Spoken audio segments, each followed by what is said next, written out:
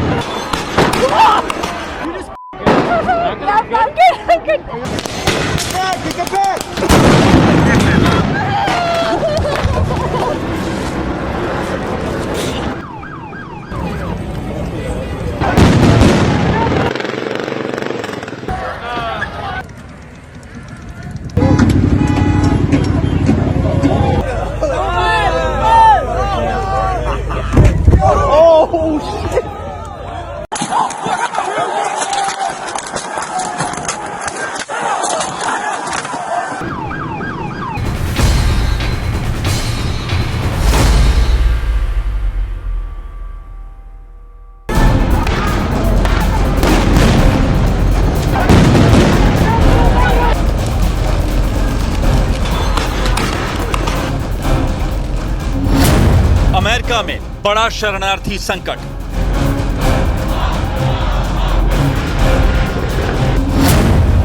Trump की immigration policy का विरोध।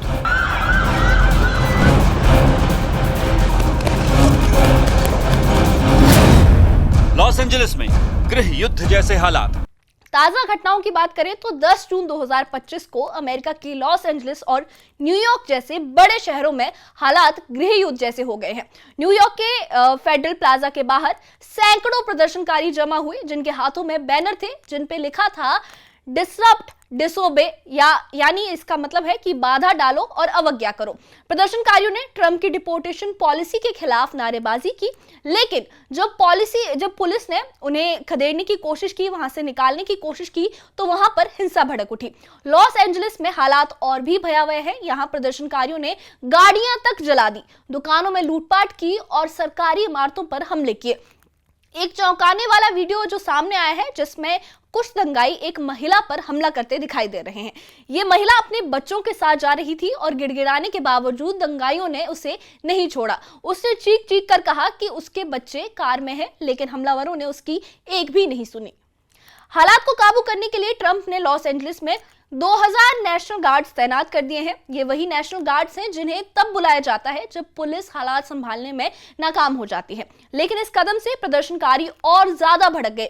लॉस एंजलिस में 16 साल की एक प्रदर्शनकारी व्लाउंट ने कहा कि हम ट्रंप के लिए सबसे बुरा सपना है। हम लुटेरे नहीं हैं, हम लूटने नहीं आए हैं, हम अपने पड़ोस में शांति चाहते हैं, ना कि पुलिस का दमन। वहीं 25 साल की काइली विसर्ट ने कहा कि हम ट्रंप से तंग आ चुके हैं, वो हमारे परिवारों को छीन रहे हैं, हमें अकेला छोड़ दें। इस वक्त अमेरिका डरावना लग रहा है और एकजुट होना ही हमारी आखिरी उम्मीद है। इसी बीच एक और चौंकाने वाली घटना लॉस वेगस से सामने आई है। मशहूर बेलाजियो फाउंटेन्स के पास एक शख्स ने अचानक पिस्तौल निकाली और अंधाधुंध गोलीबारी शुरू कर दी। ये पूरी घटना एक यूट्यूब लाइव स्ट्रीम में कैद हो गई। एक अन्य वीडियो में फुटपाथ पर कई लोग घायल पड़े दिख रहे हैं। इस गोलीबारी ने पहले से तनावग्रस्त माहौल में ऑर्डर फैला दिया है। अभी तक इस घटना के पीछे की वजह साफ नहीं हुई है, लेकिन कुछ लोग इसे ट्रंप की पॉलिसी से जोड़कर ही देख रहे हैं। अब सवाल ये है कि आखिर ये हिंसा शुरू क्यों हुई? इसका जवाब है ट्रंप की नई डिपोर्टेशन पॉलिसी। 2024 के चुनाव में ट्रंप ने वादा किया था कि अगर वो अमेरिका से अवैध प्रवासियों को बाहर निकालेंगे। उनकी protecting the American people against invasion की जो पॉलिसी है, इसमें इमिग्रेशन एंड कस्टम्स के रिगार्डिंग जो उन्होंने पॉलिसी बनाई थी, उसमें हर दिन 3000 अवैध प्रवासियों को पकड़ने और डिपोर्ट करने का टारगेट दिया गया। हालांकि अधिकारियों के मुताबिक अभी हर दिन करीब 1600 प्रवासी ही पकड़े जा रहे हैं। पिछले हफ्ते शुक्रवार को लॉस एंजलिस में 9000 से ज्यादा प्रवासियों को हिरासत में लिया गया और डिटेंशन कैंप में भेज दिया गया। इसके बाद प्रदर्शन शुरू हुए। डिटेंशन सेंटर्स के बाहर लोग अपने रिश्तेदारों को छुड़ाने के लिए जमा होने लगे, लेकिन ट्रंप प्रशासन ने इन प्रदर्शनों को गैर कानूनी घोषित कर दिया और गिरफ्तारियां शुरू कर दी। बस यहीं से यह हिंसा भड़क उठी। लॉस एंजलिस में प्रदर्शनकारियों ने मैक्सिकन झंडे लहराए, अमेरिकी झंडों को जलाया और ट्रंप की तस्वीरों को निशाना बनाया। कुछ दंगाइयों ने तो ट्रंप का कटा हुआ सिर बनाकर प्रदर्शन किया। प्रदर्शनकारियों का कहना है कि ट्रंप की पॉलिसी उनके परिवारों को तोड़ रही है। दूसरी तरफ ट्रंप प्रशासन का दावा है कि यह हिंसा अवैध प्रवासियों और उनके समर्थकों की साजिश है, जो कानून लागू करने में बाधा डाल रहे हैं। इस पूरे मामले ने अमेरिका की सियासत को भी गरमा दिया है। डेमोक्रेट्स और रिपब्लिक्स के बीच तनाव और बढ़ रहा है, वो चरम पे है। कैलिफोर्निया के डेमोक्रेट गवर्नर गेविन न्यूसम ने, जो ट्रंप ने नेशनल गार्ड्स की तैनाती इस हिंसा के बाद की, उसे गलत ठहराया है। न्यूसम का कहना है कि ये तैनाती तनाव बढ़ाएगी और जनता का भरोसा टूटेगा।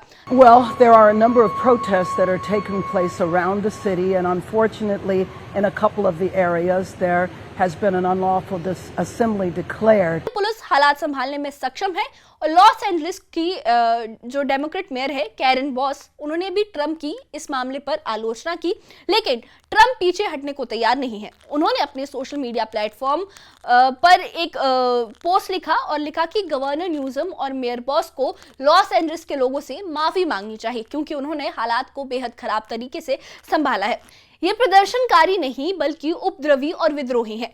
ट्रंप ने यह भी कहा कि वो किसी भी कीमत पर अप्रवासियों को बाहर निकालेंगे और अमेरिका मैक्सिको बॉर्डर को पूरी तरह से बंद कर देंगे।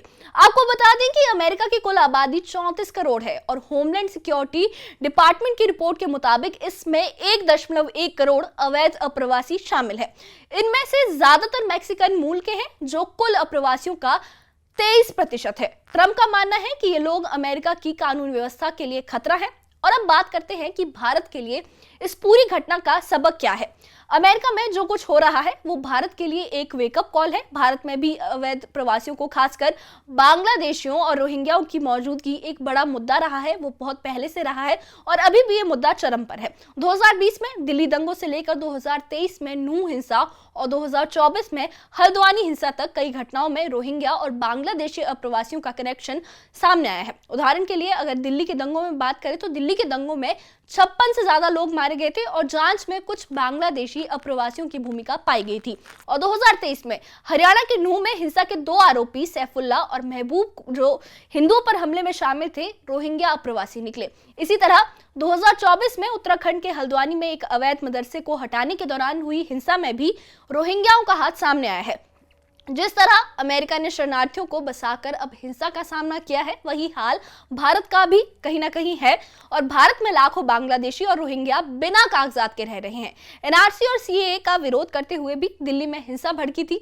अमेरिका की तरह भारत में भी कुछ लोग अवैध प्रवासियों को बसाने की वकालत करते हैं, लेकिन लॉस एंजलिस की तस्वीरें हमें सतर्क होने की चेतावनी दे रही हैं। तो दोस्तों, अमेरिका में ट्रंप की डिपोर्टेशन पॉलिसी ने एक बड़ा संकट पैदा कर दिया है। सवाल यह है कि क्या ट्रंप अपने घर में सीज फायर करा पाएंगे और भारत स्थिति से क्या सीखेगा? अपनी राय हमें कमेंट्स में जरूर बताएं और इस वीडियो को लाइक करें, शेयर करें अपने दोस्तों के साथ और चैनल को सब्सक्राइब करना भूलें। अगली वीडियो में आपसे फिर मिलते हैं, तब तक के लिए शुक्रिया।